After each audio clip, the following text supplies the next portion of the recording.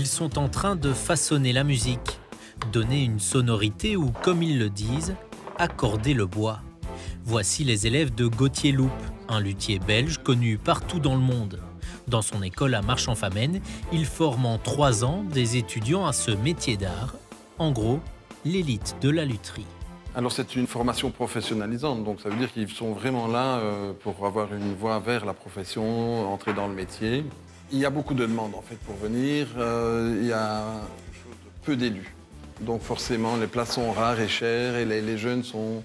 Il y a un engouement quand même pour rentrer dans ce métier-là. En ce moment, 12 élèves sont inscrits au cours du maître luthier, enthousiastes et plutôt confiants pour faire de leur passion une profession. Être artisan, c'est peut-être le meilleur moyen de se lever le matin et de se dire qu'on va faire quelque chose d'utile. Et à mon avis, beaucoup plus enrichissant que d'être toute la journée devant un ordinateur. Je pense pas qu'on peut s'acheter des voitures de luxe et tout après, mais on peut au moins en vivre, oui, c'est sûr. Essayer de vivre de notre passion, c'est déjà bien. Après, pour l'argent, on verra ce qu'on pourra, quoi. Ne vous fiez pas aux apparences, ce travail-ci aussi, c'est bien de l'art. Il s'agit en fait de restaurer le patrimoine wallon. Ulysse rénove ici le clocher de l'église de l'abbaye de la Paix-Dieu à Amet. Il trace d'abord, taille une par une les ardoises et forme ce dessin harmonieux sur la charpente. Il y a une quantité de monuments en Belgique assez conséquente et c'est un cycle au final. Il y en a toujours un qui est à refaire. Les entreprises qui pratiquent ce genre de boulot sont finalement assez peu nombreuses et elles sont toutes en pénurie de personnel qualifié.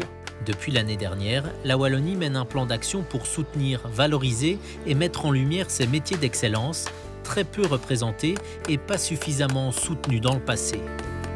C'était déjà des constats qui étaient posés dans les années 90 à l'échelle européenne, avec un manque de main-d'œuvre quand même qualifiée sur les chantiers, des problèmes techniques qu'on rencontrait. Au niveau aussi du savoir-faire, tout est en train un peu de se perdre. Et donc, il faudrait remettre dans la tête des gens que si vous maîtrisez un métier correctement, on demande énormément de main-d'œuvre qualifiée. Donc, ça vaut la peine de tenter le coup et puis regarder le cadre dans lequel on travaille. On a quand même des métiers formidables. Une reconnaissance qui s'intensifie en même temps qu'un engouement et une dynamique générale en faveur des métiers d'art.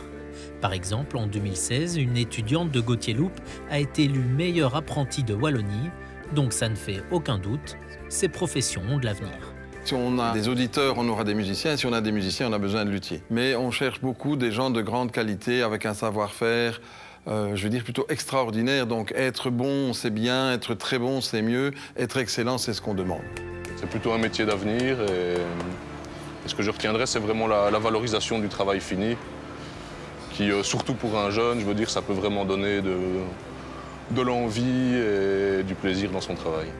Au total, il aura fallu près de 6 mois de travail à Ulysse pour recouvrir le sommet de la Paix-Dieu. La même durée, en moyenne, pour fabriquer un violon en partant juste d'un bout de bois. Autant dire que le calendrier de ces artisans artistes est vite rempli.